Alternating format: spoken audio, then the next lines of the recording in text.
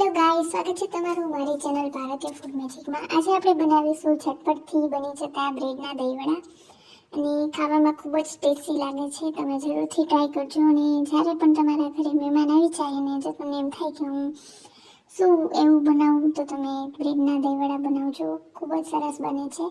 તો એના માટે મેં લીધું છે પ્રેશર કુકર અને એમાં આપણે પાણી અને થોડું મીઠું નાખી અને બટેકા આપણે બાફી લેવાના છે। મેં 3 મીડિયમ સાઇઝના બટેકા લીધા છે અને એને 3 થી 4 સીટી વગાડી અને આપણે પ્રેશર કુક કરી લઈશું અને પછી આપણે એની છાલ નીકાળી અને આપણે બટેકામાં મસાલો કરવાનો છે। તો એમાં આપણે લીલું મરચું એડ કરશું, કોથમરી, લીલું મરચું મેં થોડું તીખું લીધું છે। પછી આપણે એમાં એડ કરશું ધાણા જીરું,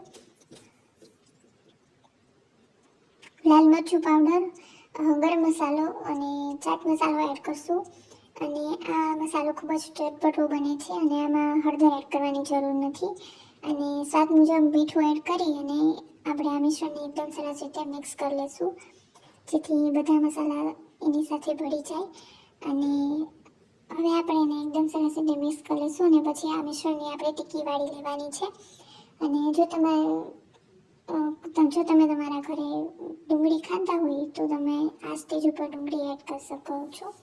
બસ હવે આપણું મિશ્રણ એકદમ સરસ રીતે તૈયાર થઈ ગયું છે અને હવે આપણે બ્રેડની સાઈઝ લેવાની છે અને એને કોઈ પણ કટર હોય ગોળ એનાથી આપણે એને કટ કરી લેવાનું છે અને જો તમારા ઘરે બીજું કોઈ કટર હોય બીજા કોઈ શેપનું તો તમે એ પ્રમાણે એ શેપના પણ દહીંવડા બનાવી શકો છો। હવે આપણા આ જે બ્રેડની સ્લાઇસ છે એ તૈયાર થઈ ગઈ છે। તો હવે આપણે એક પેસ્ટ બનાવવાની છે। તો એના માટે મેં લીધું છે કોર્નફ્લોર અને એમાં આપણે થોડું પાણી એડ કરી અને મીડિયમ થીક કન્સિસ્ટન્સીની આપણે પેસ્ટ બનાવી લઈશું। જો તમારે કોર્નફ્લોરની જગ્યાએ ઘઉંનો લોટ અથવા તો મેંદો લેવો હોય તો તમે એ પણ લઈ શકો છો। હવે આપણે એને એકદમ સરસ રીતે મિક્સ કરી અને એની મીડિયમ થીક એવી સ્લરી તૈયાર કરી લેવાની છે। એટલે હવે આપણે આ સ્લરી આપણે બ્રેડની સ્લાઇસ જે આપણે કટ કરેલી હતી એની કિનારી પર લગાડીશું જેથી આપણે વચ્ચે જે આપણે બટેકાના સ્ટફિંગની જે આપણે ટીકી બનાવી અને વચ્ચે આપણે સ્ટફ કરીએ તો એ એકદમ સરસ રીતે ચોંટી જાય।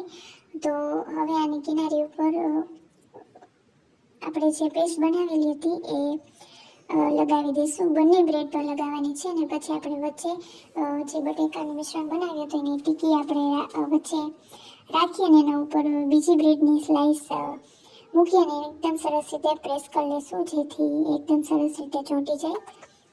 હવે જે આપણે બ્રેડના વડા એકદમ સરસ રીતે તૈયાર થઈ ગયા છે તો એને આપણે શેલો ફ્રાય કરશું। જો તમારે આની જગ્યાએ ડીપ ફ્રાય કરવા હોય તો તમે ડીપ ફ્રાય પણ કરી શકો છો અને જો તમારા ઘરે એર ફ્રાયર હોય તો તમે એર ફ્રાયરમાં પણ રોસ્ટ કરી શકો છો। હવે આપણે એને પલટાવી અને આવી રીતે એકદમ સરસ ગોલ્ડન બ્રાઉન અને ક્રિસ્પી થાય એવા આપણે એને શેલો ફ્રાય કરી લઈશું અને હવે આપણે એને એક અલગ પ્લેટમાં કાઢી લઈશું। તો એકદમ સરસ રીતે શેલો ફ્રાય થઈ ગયા છે। હવે હું તમને ગળ્યું દહીં કેમ બનાવું એની પ્રોસેસ બતાવું છું। તો એના માટે મેં લીધું છે 1 કપ જેટલું દહીં અને આવી રીતે એકદમ સરસ ખાટું દહીં લેવાનું અને પછી આપણે એમાં મેં 1 કપ જેટલું દહીં લીધું છે અને એમાં સામે અડધો કપ જેટલી દળેલી ખાંડ એડ કરવાની છે અને આવી રીતે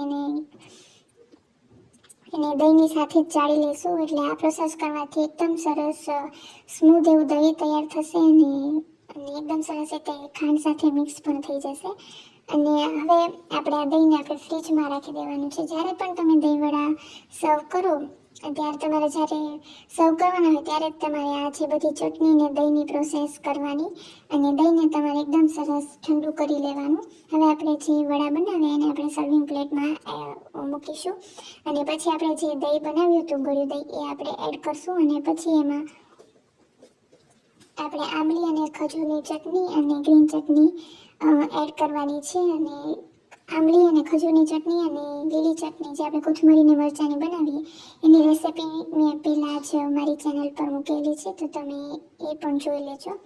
અને હવે બસ આ ખજૂર અને આંબલીની ચટણી અને લીલી ચટણી એડ કરશું, પછી આપણે સેવ અને દાડમના દાણા એડ કરશું અને લાસ્ટમાં કોથમરી એડ કરી દેવાની છે। તો તૈયાર છે આપણા બ્રેડના દહીંવડા। તમે જરૂરથી ટ્રાય કરજો અને મારી રેસિપીને શેર કરજો અને લાઈક કરજો અને જો તમે હજી મારી ચેનલને સબસ્ક્રાઈબ ન કરી હોય તો કરી લેજો। Thank you so much for watching.